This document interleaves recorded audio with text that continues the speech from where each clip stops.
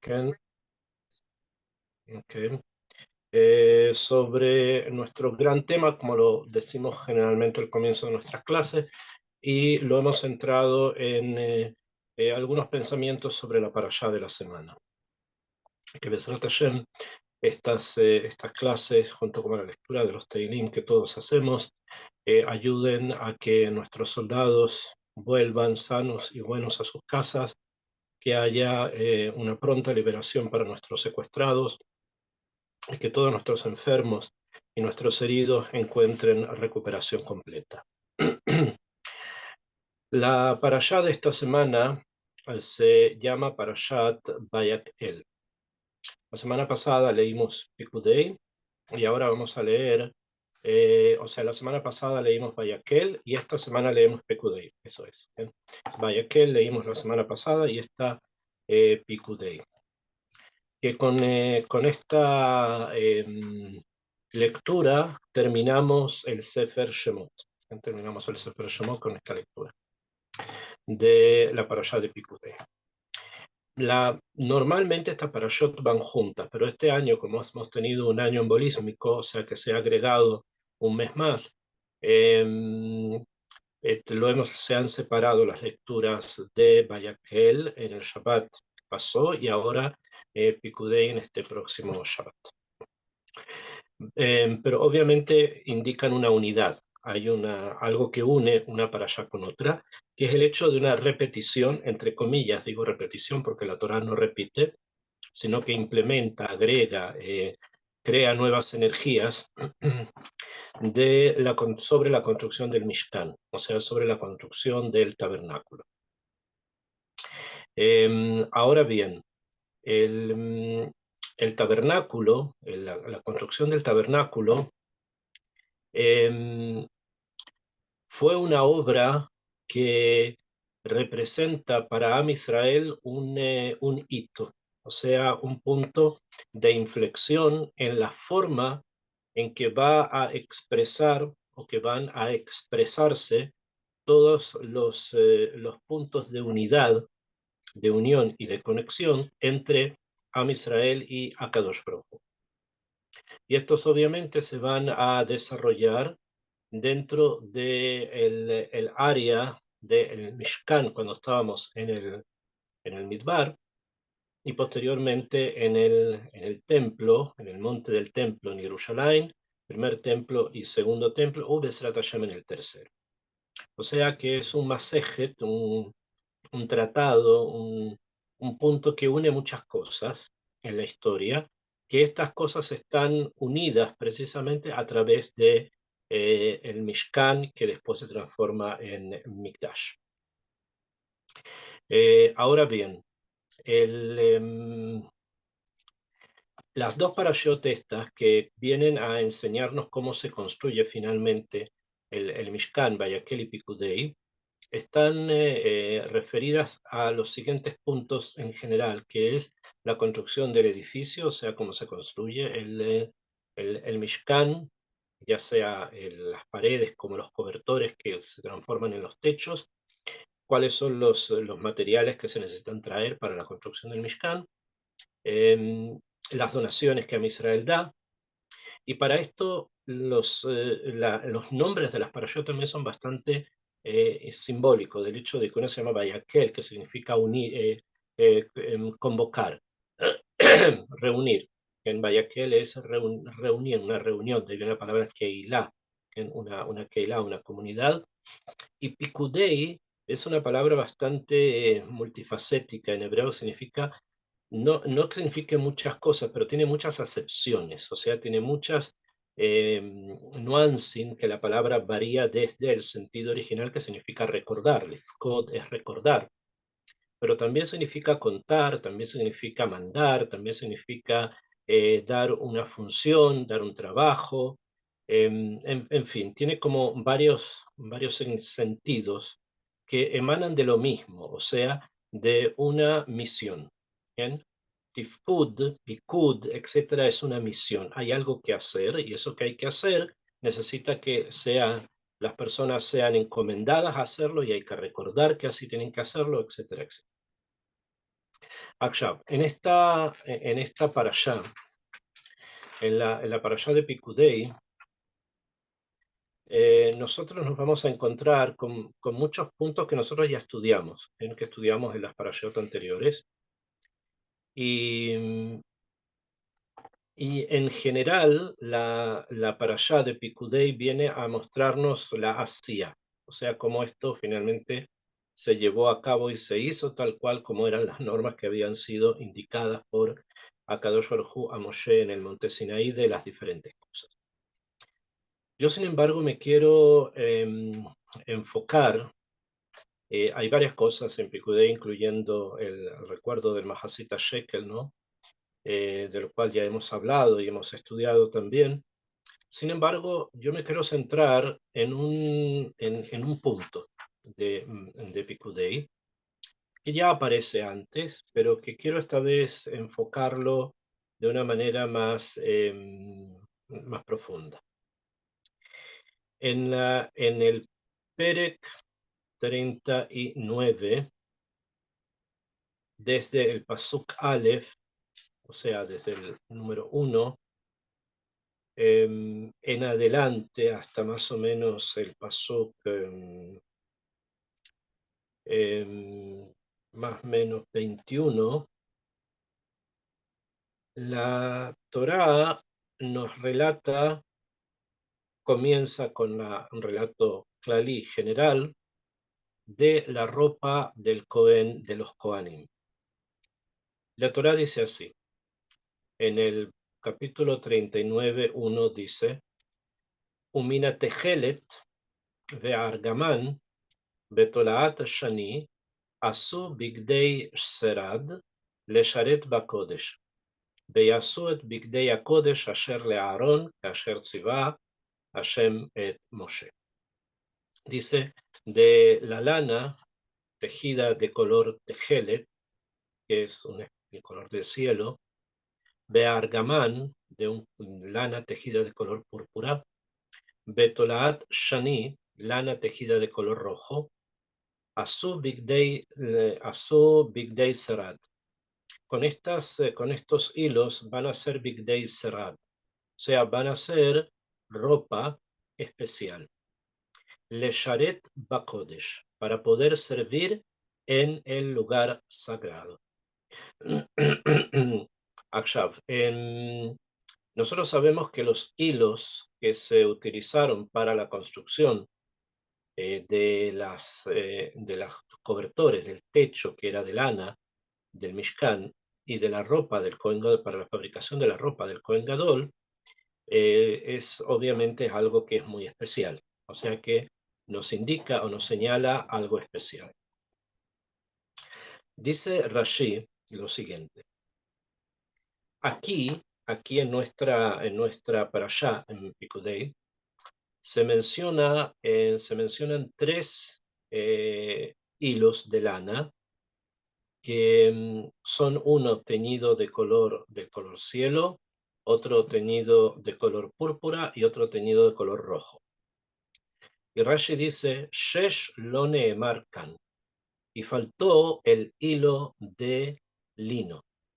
O sea, esto eran 3 hilos de lana, un hilo de lino, 4. ¿Por qué no lo menciona? Mikan ani omer, dice Rashi, de aquí yo estudio, Shein bigdei serad alalu bigdei keuna.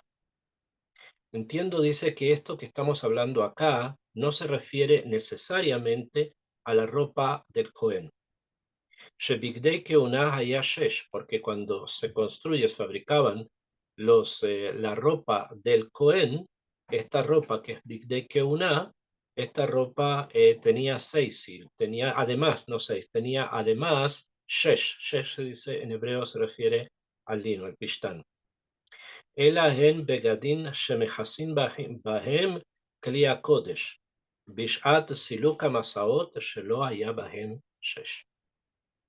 Entonces, Rashi nos enseña acá algo muy importante. Nosotros habíamos entendido, o así es la lectura simple, que los begadín de los que se está hablando acá, la ropa de la que se habla acá, es la ropa que utilizaban los Kohanim. lesharet bakodesh, como dice el pasuk. Sin embargo, Rashi dice, no, acá estamos hablando de algo que se llama bigdei serad, y los bigdei serad son una ropa distinta. ¿Qué era esta ropa? Se tomaban 3 hilos de lana eh, de, con estos colores, o sea, se los tenía con estos colores, y cada uno de estos 3 hilos, a su vez, se enrollaban y se transformaban en otro hilo, y con esto otro y otro y otro, así. Y con esto se fabricaba una tela, que con esas telas se cubrían los implementos del Mishkan, se cubría el Arna Kodesh, se cubría la menorá, o se cubría la mesa y los demás kelim importantes cuando había que trasladarlos de un lugar a otro en el desierto, porque había que trasladar, no se trasladaban abiertos, sino que se trasladaban cubiertos, se los cubría con una tela especial, y esta tela es la que está hecha con estos 3 hilos de lana, como nos explica Rashi, y en esa tela no había lino. O sea, en esa tela no había shatnes, ¿okay? Sino que era una tela que tenía solamente lana, con eso se cubrían los objetos, ¿okay? Los objetos. Shelo haya bahen shesh, y en eso no había shesh. O sea, no había lino. Así es como Rashi quiere explicarnos que estamos hablando acá de este tipo de vestidos para cubrir. En cambio, la ropa que llevaba el Cohen, los Kohanim, la ropa que llevaba el Cohen simple y después el Cohen Gadol, estaba fabricado con 2 hilos más.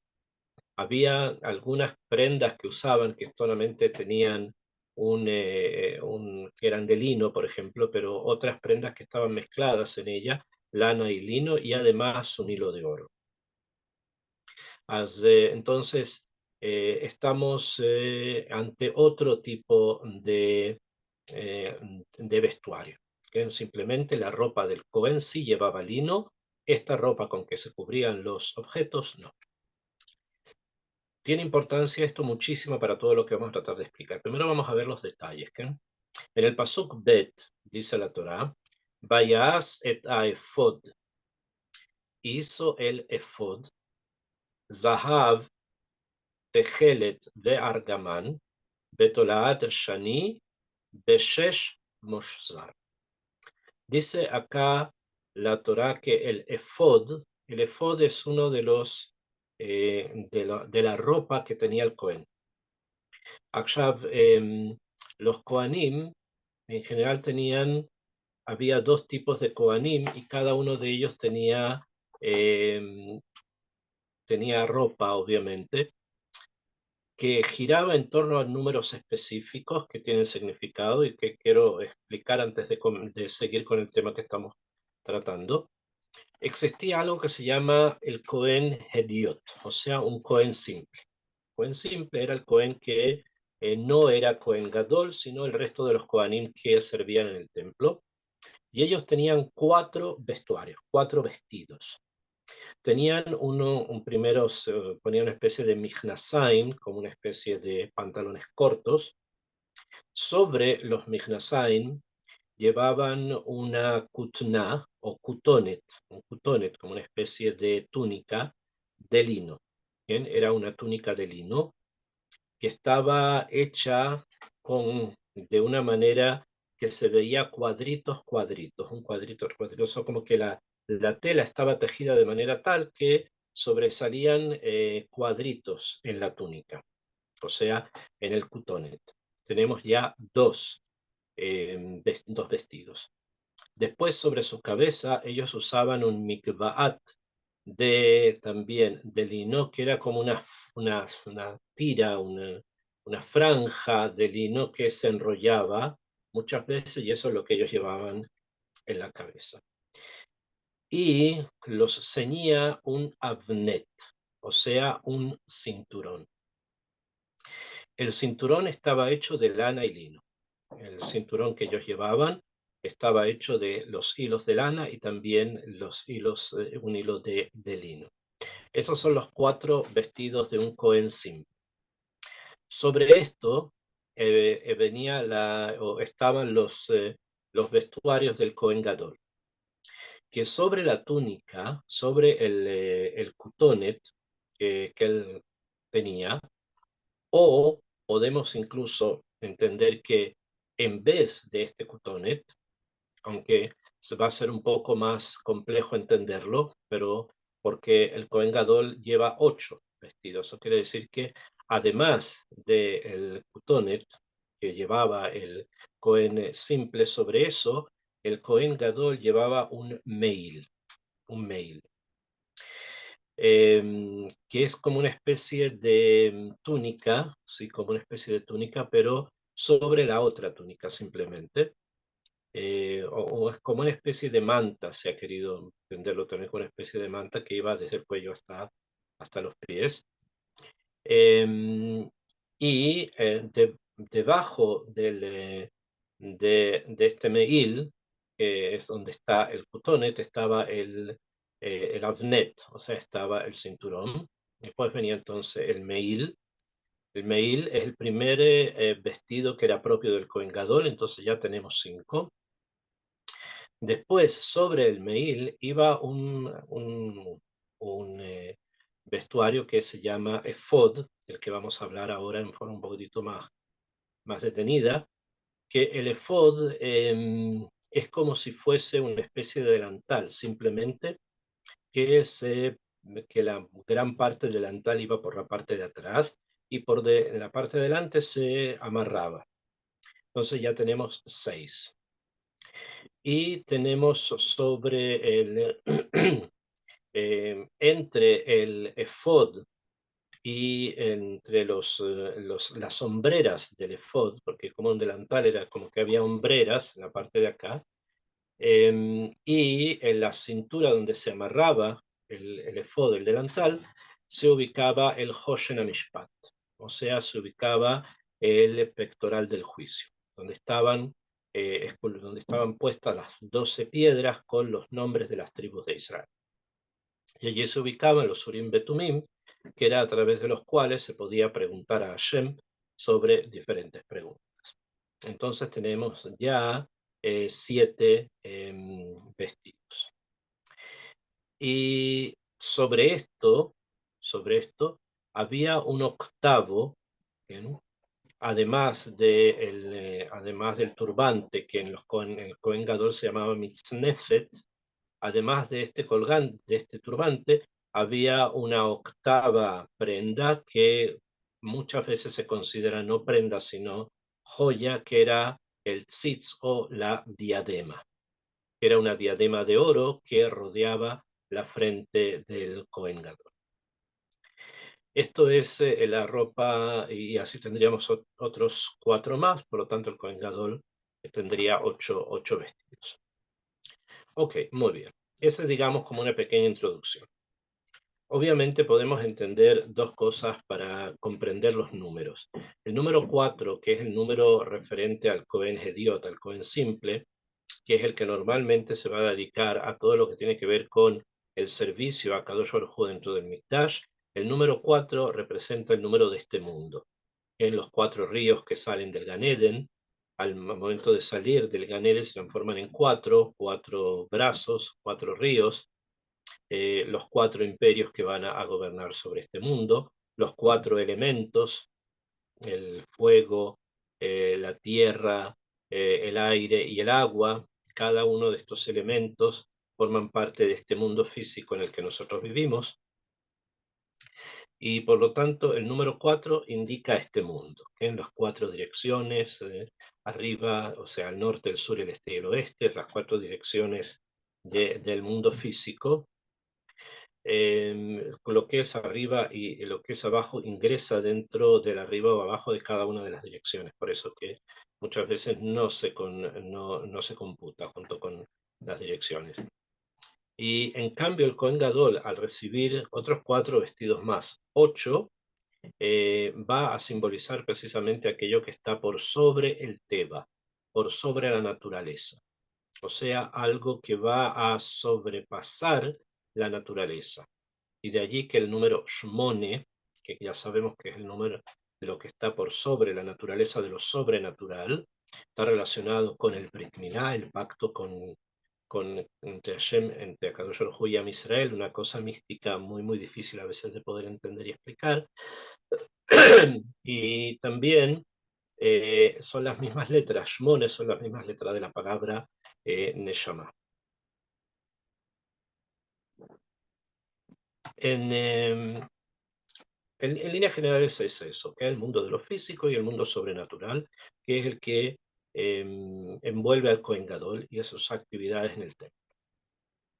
Ahora bien, dice la Torá cuando habla de la fabricación del efod. Dice, Vayas et efod hizo, o sea, lo hizo, ya estamos hablando del maaseh, ¿no? Del punto ya práctico, ¿no? Dice, Vayas et efod zahab. Hizo el efod, o sea, el efod estaba fabricado con un hilo de oro, tejelet, un hilo de lana de color tejelet, o sea, el color del cielo, otro hilo de lana de color argamán, color morado, de tolat shani y un hilo de color rojo. De shesh y lino, shesh significa lino, moshzar, que tenía que ser urdido, o sea, tenía que ser hecho. ¿Qué quiere decir esto? Se tomaban entonces un hilo de oro, 3 hilos de lana y un hilo de lino, o sea, 5 hilos. Estos 5 hilos se urdían, o sea, se doblaban para formar de 5 un solo hilo. Y así muchos, muchos y muchos más, muchos 5 y otros 5 y otros 5 y otros 5. Y una vez que se tenían estos hilos más gruesos, esos son los hilos que se ponían en el telar para fabricar las prendas que se necesitaran fabricar. Y así es como se hizo con la ropa del Kohen Gadol, y así es también como se hizo con los cobertores del Mishkan, que también eran fabricados de esta manera, con este hilo quíntuple. ¿Okay? Normalmente siempre se habla de que el Juta Meshulash, el hilo que está hecho de 3 hilos, nunca se rompe. Sin embargo, acá estamos hablando del Juta Mehumash. Acá estamos hablando del hilo quíntuple. El hilo de 3 no se rompe nunca porque está refiriéndose a los patriarcas. Obviamente, Abraham, Isaac y Jacob es un símbolo de ellos y por lo tanto el Juta Ameshulash no se rompe. Y aquí nos encontramos con el Juta Mehumash, el hilo de 5, el quinto. Y si el de 3 no se rompe, obviamente que el de 5 es mucho más difícil que se rompa. Pero, ¿qué nos enseña? ¿Qué nos quiere indicar precisamente que la fabricación de este vestuario, incluyendo el efod del que estamos hablando ahora, está hecho con el hilo mehumash? La palabra mehumash, además de significar 5, hamesh, en mehumash es quintuplicado, ¿okay? De ahí viene la palabra humash, como ustedes podrán darse cuenta, o sea, los 5 humashim son los 5 quintas partes que conforman la Torá. Está relacionado el humash, el homesh, el hamesh, con las 5 veces que aparece la palabra or, luz, en el Maaseh Bereshit. En el Maaseh Bereshit está escrito al principio 5 veces la palabra or, que significa luz. Y por lo tanto, el 5, que está después conectado con los Humashim, cada uno de ellos es una luz, o sea, la luz de la Torah, indica precisamente la concentración de la luz. ¿Y por qué o para qué? Porque la luz nos permite ver. La luz nos permite diferenciar una cosa de otra. Y en este mundo, en el mundo en el que nosotros vivimos, es muy importante que las personas puedan dafka diferenciar una cosa de otra cosa y no mezclarse ni confundirse dando mismas explicaciones a cosas distintas. Y para eso es necesario desde un principio tener una capacidad de crítica, que es la teoría del conocimiento, en la que yo pueda diferenciar una letra Aleph de una letra Bet. Lo que parece muy simple, sí, diferenciamos, vemos las cosas diferentes, sí, pero en otros campos donde es mucho más importante la diferencia no siempre logramos hacerla. Entonces nos quiere indicar precisamente el Juta Mehumash la capacidad esta de la luz, de poder distinguir, separar, poner aquello que es primero, primero, lo que es posterior, posterior, lo que es importante, lo que es segundo, etc. Esta es la idea del Jut HaMechumash, que a través de él se hace el efod. Akshav, ¿cómo está hecho el efod? ¿Cómo se hace? Aquí, en esta parashá, Rashi no señala lo que he señalado varias veces,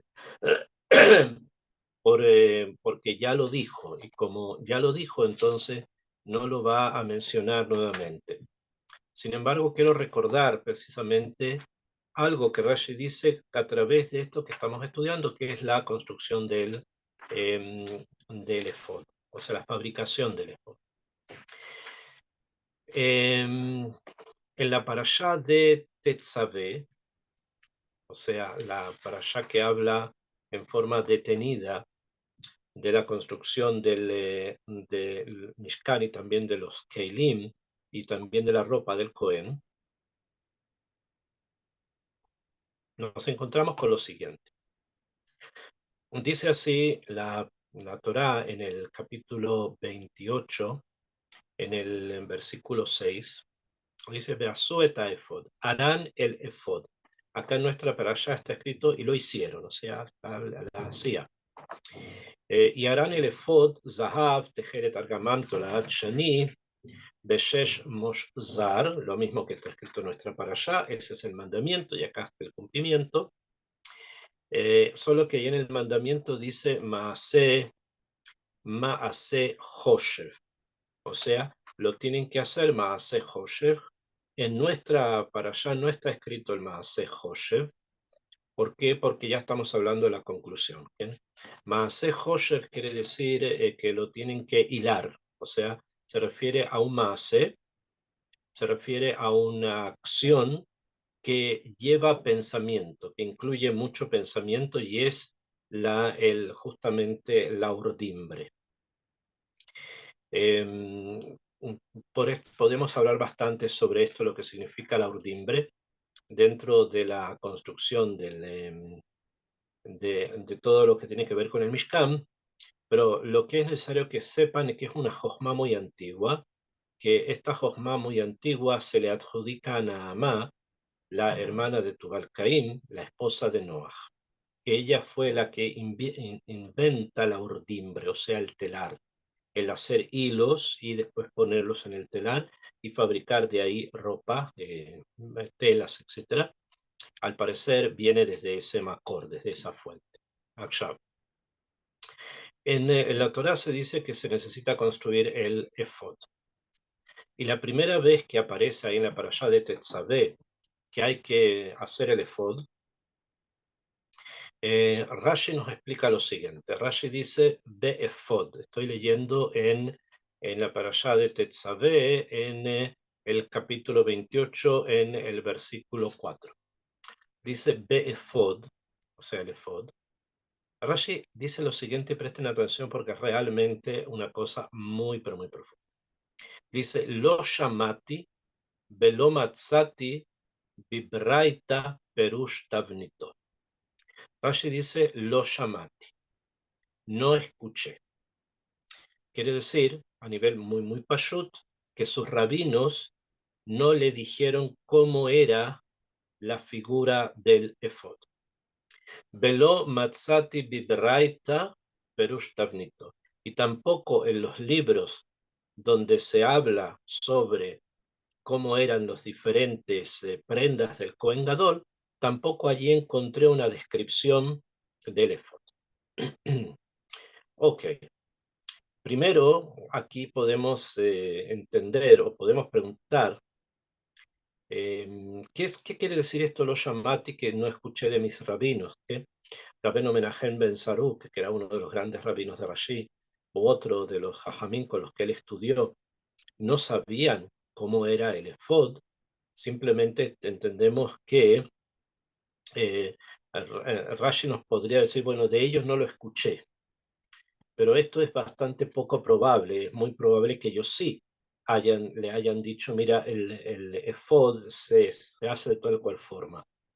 Cuando dice lo shamati, la kavaná es que eso que le enseñaron de cómo era la figura del efod, al parecer lo mitiasheblo, o sea, no logró comprender que así el efod estaba hecho, o no llegó a que esa forma que le habían transmitido de cómo era el efod, esa era la forma que la Torá hablaba, lo itiasheblo, no llegó a convencerse por completo.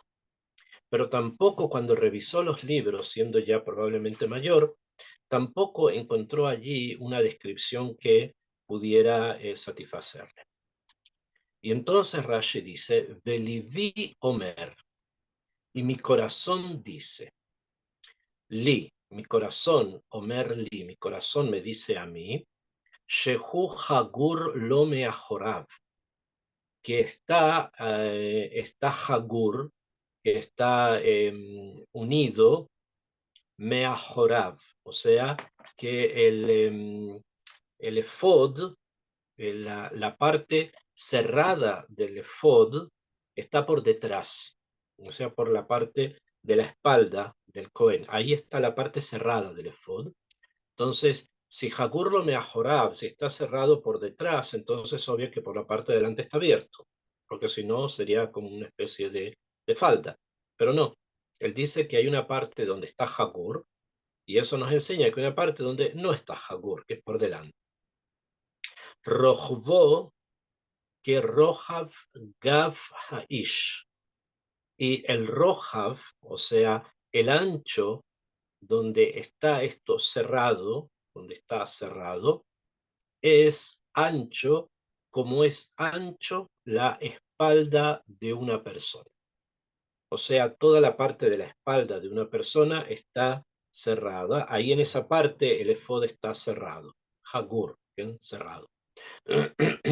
Kemin sinar, como si fuese un delantal. Como un delantal que nosotros conocemos, solo que los delantales que nosotros conocemos están cerrados por delante. En este caso, el delantal está, pero cerrado por detrás. Shekorin porcint, que en la antigua lengua, o sea, en el francés que ellos hablaban, esto se llama pourcent, que significa faja o cinturón. ¿Bien?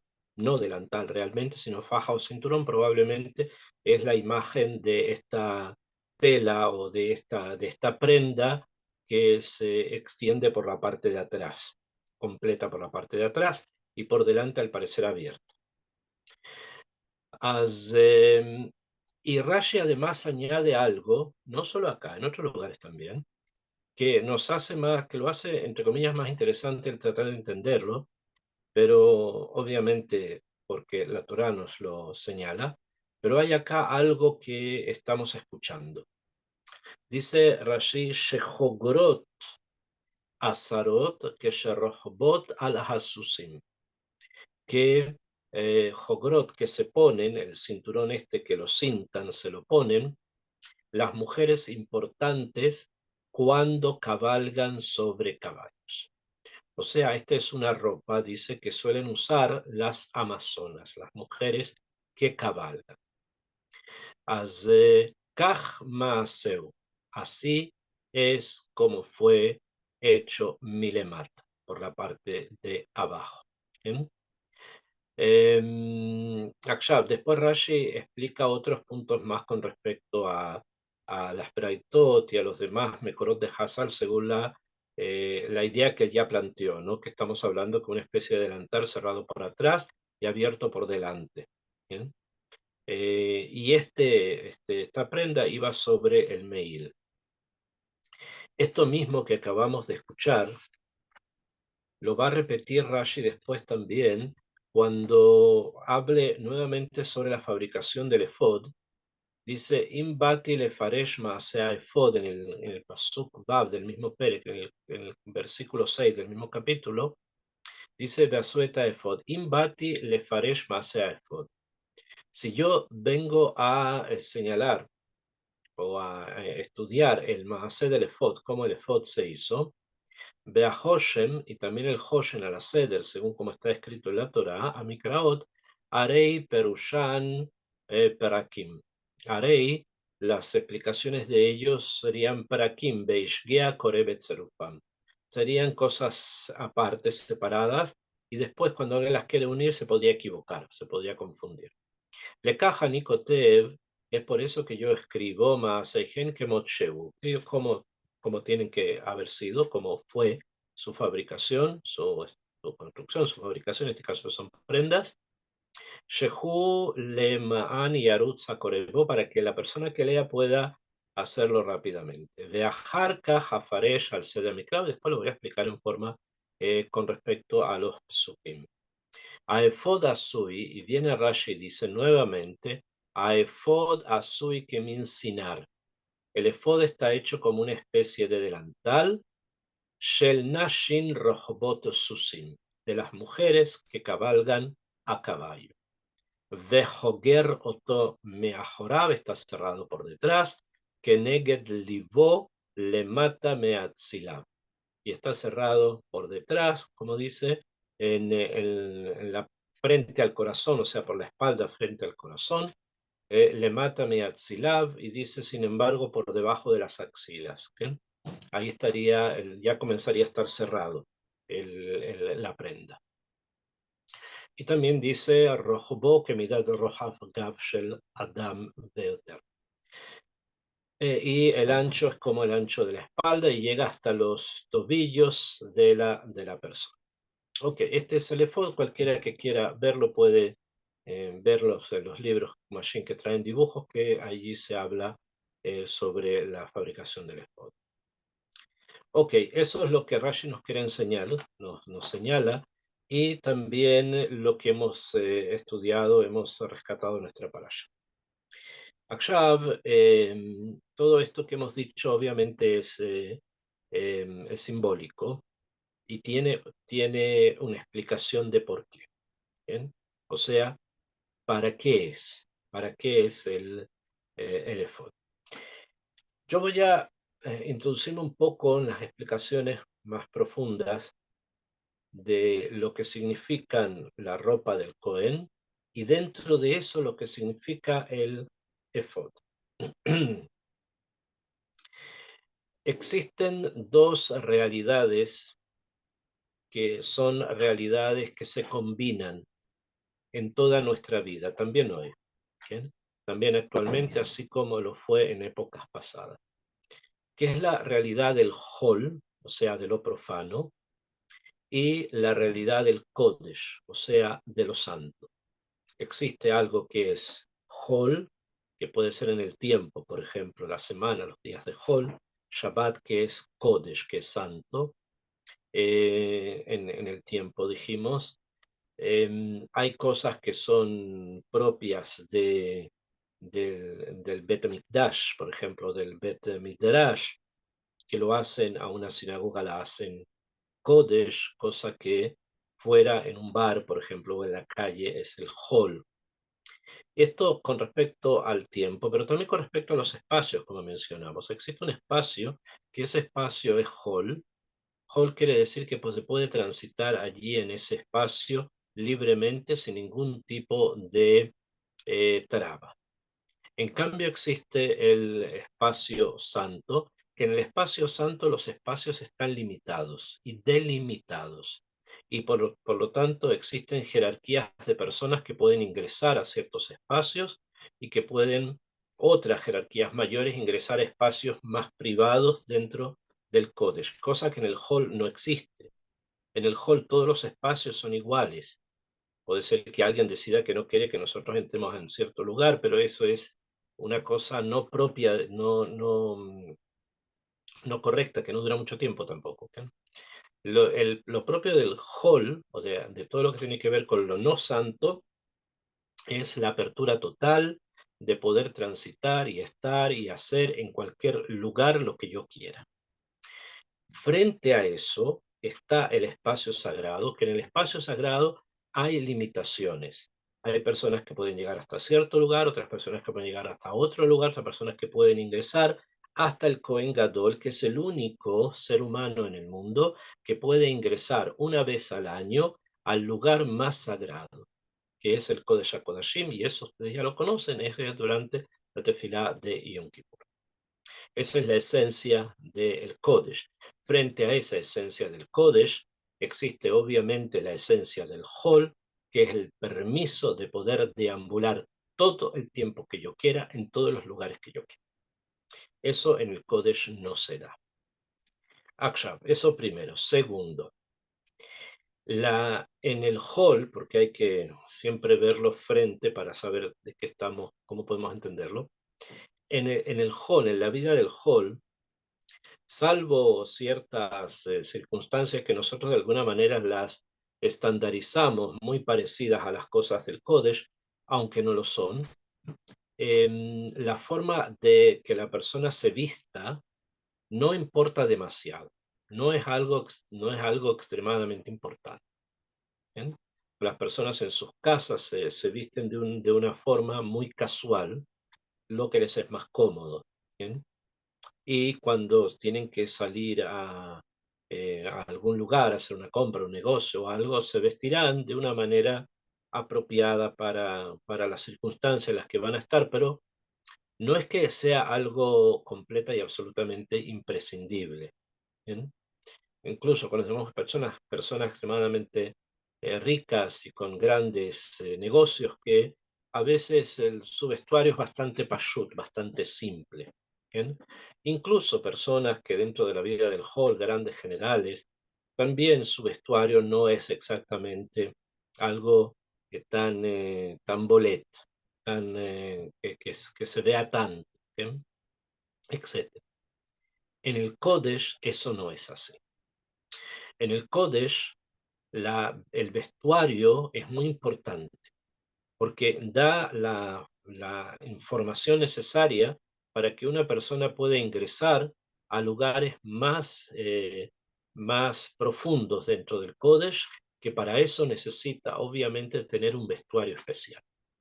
Los Kohanim simples tenían sus 4 vestidos de lino y uno que era mezcla de lanas, como dijimos, ingresaban al área del templo y trabajaban allí, servían a Hashem allí. Y la posibilidad de poder hacerlo lo da precisamente el hecho de que estaban vestidos de esa manera. O sea, de alguna forma, el vestuario de ellos nos señala o nos muestra la posibilidad que tienen de ingresar a ese lugar. Y así podemos seguir. Y el Cohen Gadol, como nosotros sabemos, una vez al año ingresaba al lugar más sagrado y él que tenía ese día, el día de Yom Kippur, tenía que servir a Kadosh Baruj Hu. Curiosamente, cuando ingresaba al lugar más sagrado, ingresaba solamente con 4 vestidos, o sea, con los vestidos de lino, lo que se llaman los levanim, los blancos, porque es un tono claro, ¿no? En cambio, fuera, en la parte de afuera, donde él tenía que realizar también algunos servicios, se los hacía con los 8 vestidos, que son los vestidos del Kohen Gadol. Pero adentro, en el lugar más sagrado, era el vestuario simple. No el más sofisticado, sino el simple. Otra vez para señalar precisamente que la capacidad de poder conectarse la da la capacidad de la simpleza que cada persona tiene. Voy a detenerme también un poco más en este punto. ¿Y por qué? El espacio sagrado, como dijimos, que está muy delimitado y está muy regulado qué se hace en cada lugar y quién puede ingresar, etc. Es así porque realmente marca una dimensión que es diferente a la dimensión de nuestro mundo material. Esto obviamente tiene las repercusiones que tiene a nivel espiritual, eso es, sin duda es así, pero no es solo espiritual, sino que hay algo muchísimo más fuerte que separa el lugar sagrado de aquellos lugares que no lo son. Y es el hecho de que el lugar que es hall, o sea, lo que no es el área del templo, por ejemplo, en nuestros días, son lugares generalmente, excepto algunos lugares de poder, son lugares tridimensionales, que donde viven seres de 3 dimensiones, que somos nosotros, ¿eh? Y nos movemos en formas y en situaciones parecidas a esto. En cambio, en el Bet HaMikdash, allí el mundo es multidimensional. Hay muchas dimensiones, no solamente las tres que nosotros conocemos, el alto, el largo y el ancho está, obviamente, pero hay otras dimensiones. ¿Cuántas más? Hoy día los matemáticos y los físicos hablan de bastantes dimensiones, ¿no? No solamente las tres que normalmente conocemos, sino que hay bastantes más. Pero todas ellas están contenidas en el lugar sagrado, que hoy día voy a utilizar la palabra el monte del templo para que sepamos de qué estamos hablando. Ese lugar es un lugar multidimensional. Eso quiere decir que cuando los portales, o sea, las entradas al Bet HaMikdash se transitan por aquellos que tienen ese mérito, que son los Kohanim, ingresan a ese espacio, ellos transitan de una vida tridimensional a una experiencia multidimensional. Y por lo tanto, las captaciones que ellos tienen allí son muy altas, son muy elevadas. Si nosotros viéramos a nivel Pashut, no vemos ninguna diferencia. Cada persona es tridimensional y no vemos que cuando ingresa, cruza el portal al lugar sagrado, no lo vemos que se transforma en un ser distinto. No, porque son dimensiones de tipo espiritual. Eso quiere decir que a nivel interno, a nivel pnimí, en el alma del Cohen, en ese momento él se está abriendo a muchas dimensiones que ahora él está en contacto con ellas. Y esto es especialmente intenso por el hecho de tener una ropa especial. Y el Cohen Gadol, al tener ropa especial agregada a la primera, hace la situación obviamente muchísimo más profunda, con muchísimos más contenidos. En este tema, el efod, que es como el delantal, dijimos, que cubre la parte de atrás, desde la espalda, de las axilas hacia abajo, y que tiene unos tirantes que llegan hasta los hombros, en los cuales se ubican dos piedras de ónice, que son piedras de color negro, de las cuales salen unas correas de oro que sujetan el pectoral, donde hay otras 12 piedras de diferentes piedras, en las cuales están grabados los nombres de los hijos de Israel, igual que en las piedras de Shoam que están en los hombros. ¿Bien? Entonces, si tenemos 12 piedras en el pectoral más las otras dos piedras, 12, 13, 14, tenemos 14 piedras en total, ¿bien? Incluyendo los dos ónices, en los cuales están grabados precisamente los nombres de los hijos de Israel, acá en un hombro 6, en otro hombro 6, y en cada una de las piedras del pectoral va grabado un nombre. Vemos entonces que hay una relación en la base de este vestido, que es el efod, con el hoshem, que este vestido con el hoshem son la plataforma en la que está incrustado Israel. O sea, Israel están introducidos, por eso están grabados los nombres de Am Israel, están introducidos en las joyas, en las piedras que coronan la acción de los telares en la fabricación del efod. Y también del hoshen, que también se hace, ahora no tenemos tiempo de explayarnos en eso, pero lo que quiero decir es que sobre este efod y sobre este hoshen se construye Israel. Y es por eso que nosotros vamos a denominar después, así va a estar escrito en la Torá, que las piedras estas se van a llamar Abnei Zikaron, las piedras del recuerdo. ¿Por qué? Porque van a traer precisamente el recuerdo de los hijos de Israel constantemente sobre el pecho de Aarón, ¿bien? O sea, sobre la conciencia de Aarón y del Cohen Gadol va a estar siempre presente a Israel. Que eso es precisamente la finalidad última del lugar sagrado. Esa es precisamente la finalidad última, por ejemplo, en nuestros días del Arabait, del monte del templo.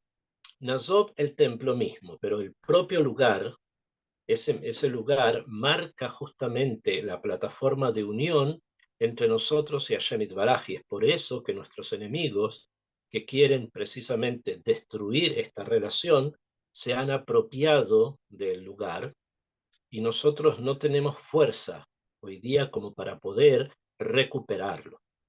El motivo último es ese. Ellos inventaron una serie de historias y fueron agregándoles con el paso del tiempo muchísimas más sobre lo que ocurre allí, o lo que ocurrió allí desde el punto de vista del Islam sobre el monte del templo. Todo eso es una babachada, como se dice en ladino. No, eso no tiene enjundia, eso no tiene nada, es simplemente una pulpa. Lo que el lugar representa siempre fue el lugar de unión entre Am Israel y Akadosh Baruj Hu. Y es por eso que la plataforma que lo muestra, el marco que lo indica, es precisamente el efod del Kohen Gadol junto con el Hoshen, donde están las piedras sobre las cuales está grabado los nombres de los hijos de Israel. Esto es lo que conecta a estas dos prendas que son el efod y el hoshen con precisamente Am Israel y el lugar donde el Cohen va con esto, camina con estas prendas y con los nombres grabados en estas piedras, camina precisamente por ese lugar sagrado y de esa forma nos conecta a todos, nos eleva a todos con Hashem Yitbaraj. Bezrat Hashem, que Akadosh Baruj Hu nos permita recuperar el lugar sagrado y que el templo se reconstruya de una forma completa y total, y que Bezrat Hashem podamos reunirnos nuevamente de esta manera energéticamente a través de todo esto con nuestras mitzvot y con nuestra Torah. Mientras eso no ocurra, contemplar el monte del templo, mirarlo, incluso que sea de lejos, y observar allí la plataforma de conexión, puede en estos momentos ser algo parecido a. Entonces, que estas parashiot que hablaron de eso nos impulse precisamente a observar nuestro monte y a amarlo, como tenemos que amar la conexión con Hashem Yitbaraj. Quedamos entonces en esta clase hasta acá. Bezrat Hashem, continuamos la próxima semana. Que tengan una excelente semana y que Akadosh Baruj Hu responda a todas nuestras tefilot y que sea un excelente y extraordinario y feliz Jodesh Adar Bet.